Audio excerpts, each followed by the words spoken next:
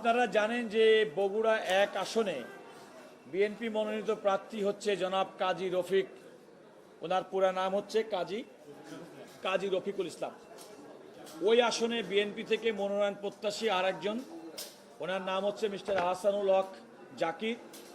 তিনি ওনার এই মনোনয়ন বৈধ করার বিরুদ্ধে উনি একটা আপিল দায়ের করেছিলেন।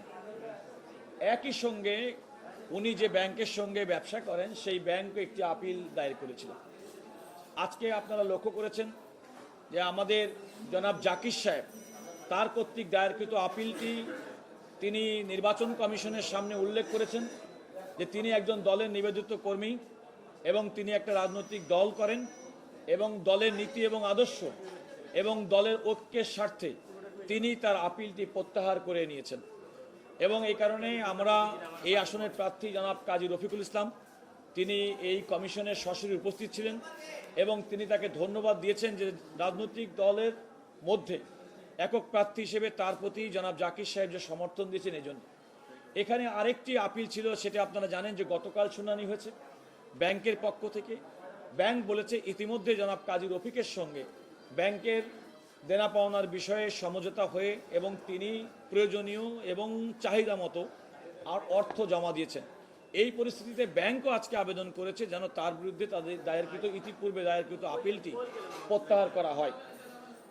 এখানে নির্বাচন কমিশনের পক্ষ থেকে কতগুলো বিষয় আলোচনা ছিল, সেটা হচ্ছে যে উনি কোন প্রক্রিয়া এটা করলেন এবং আমরা সেটা ব্যাংকের যে কর্মকর্তা তারা বলেছেন যে বাংলাদেশ ব্যাংকের একটা চিঠি দেখিয়ে আমরা দেখিয়েছি যে একজন ব্যাংকের গ্রাহকের সঙ্গে ব্যাংকের যে সম্পর্ক এবং বাংলাদেশ ব্যাংক রেগুলেটরি বডি তারা যদি কোনো তফসিলি কোনো ব্যাংকে কোনো একজন বড়োয়ার সম্পর্কে তার কোনো নির্দেশনা দেন তাহলে সেই ব্যাংক তফসিলি ব্যাংক সেটা মানতে বাধ্য এবং সেটা হিসেবেই ব্যাংক তার ঋণটি আমরা বলবো পুনঃতফসিলীকরণের প্রক্রিয়া শুরু করেছেন বা করেছেন এবং সে কারণে তিনি নির্বাচনের ক্ষেত্রে কোনো অযোগ্য হবেন না।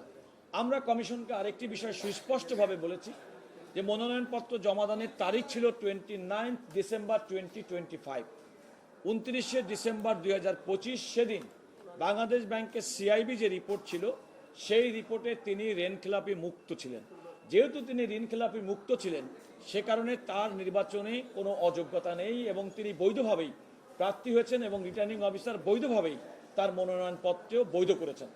আমরা আজকের এই আদেশের ফলে চূড়ান্তভাবে বলতে পারি যে বগুড়া 1 আসনে বিএনপির মনোনীত প্রার্থী জনাব কাজী রফিকুল ইসলামের নির্বাচনে প্রতিদ্বন্দ্বিতা করার ক্ষেত্রে ধানের শীষ নিয়ে প্রতিদ্বন্দ্বিতা করার ক্ষেত্রে কোনো আইনি বাধা আর থাকলো না।